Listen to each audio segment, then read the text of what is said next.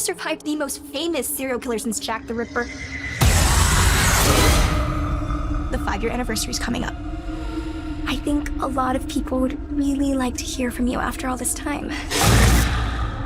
Want to know what it's like to be in the presence of that kind of evil. What goes through your brain when he's close enough to you. You feel his breath.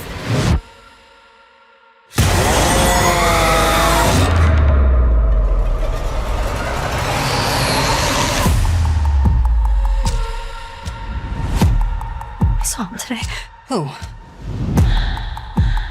How can you be sure it was really him? I could feel it. Who is this Santa? He's scaring my kid. Yeah, he's scaring me too. Hey, Santa's handing out presents!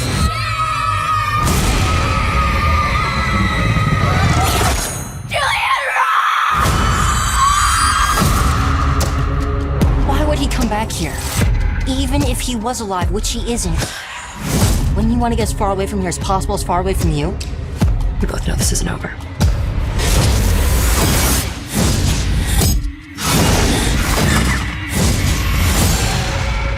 I have to go back to the Terrifier. It's still buried there, isn't it? It might be the only thing that could stop them.